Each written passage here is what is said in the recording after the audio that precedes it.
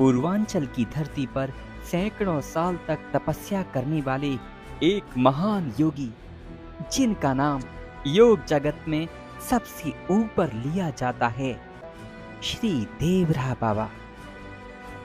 एक ऐसे योगी जो साक्षात परम ब्रह्म ही थे।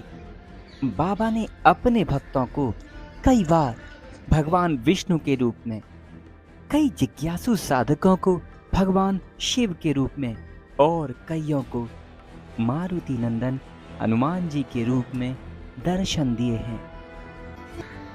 भारत के बड़े से बड़े नेता, वैज्ञानिक, दार्शनिक, छोटे से छोटा किसान बाबा की दया का पात्र है। उनकी दया किसी एक देश तक सीमित नहीं, देश और विदेश के बड़े बड़े राजनेता भी इसके लिए तरसते थे। यानी जिनकी उम्र की कोई गणना ही नहीं की जा सकी। कोई 900 साल, कोई 400 साल और कई अखबार तो 2100 वर्ष होने का दावा करते थे। भारत के प्रथम राष्ट्रपति डॉक्टर राजेंद्र प्रसाद जब बच्चे थे, तब वे बाबा के दर्शन करने अपने दादाजी के साथ आते थे।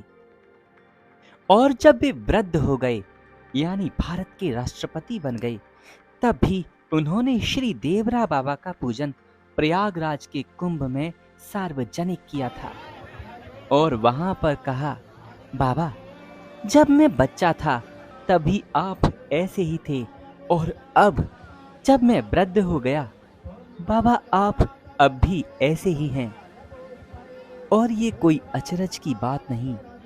जब राजेंद्र प्रसाद जी का शरीर पूरा हो गया, तब भी बाबा वैसे ही थे।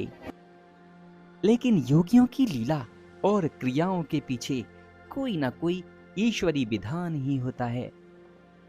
अमर महायोगी श्री देवरा बाबा ने 19 जून 1990 यानी योगिनी एकादशी की तिथि, जिस दिन भगवान श्री कृष्ण ने द्वापर युग में अपनी लीला का संवरण करके गोलोक गमन किया था, ठीक उसी दिन, उसी तिथि को श्री देवरा बाबा ने भी परम धाम गमन किया था। संसार में छोटे मोटे कष्ट होते रहते हैं। इन कष्टों से विचलित न होकर दृढ़ विश्वास के साथ मेरे बाबा का स्वरूप का चिंतन करते हुए आप समस्त कार्यों को निर्विघ्न रूप से उस पर सिद्धि प्राप्त कर लेंगे। इसमें तनिक भी संदेह नहीं है, केवल विश्वास मात्र होना चाहिए।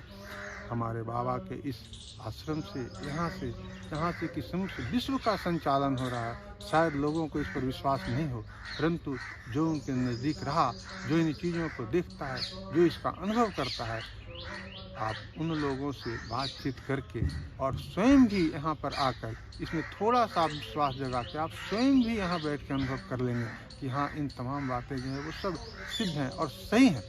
केवल आपको विश्वास ही जगाना है। विश्वास ही बहुत बड़ी चीज़ होती है। एक बार जब बाबा में विश्वास जम गई तो आप समझ लो जितनी भी छोटी मोटी कार्य हैं वो कैसे समाप्त होंगी ये तो पता भी न चलेगा।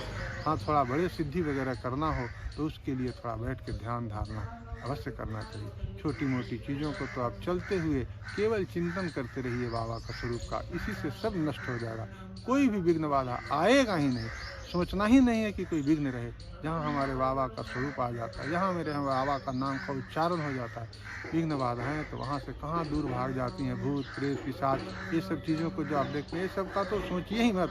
ये तो बस समझ गया सामने वाला कि बाबा का चिंतन करता है, उनके स्वरूप का ध्यान करता है, यही काफ़ी है उन चीज़ों के लिए। केवल विश्वास होना चाहिए। राधे राधे।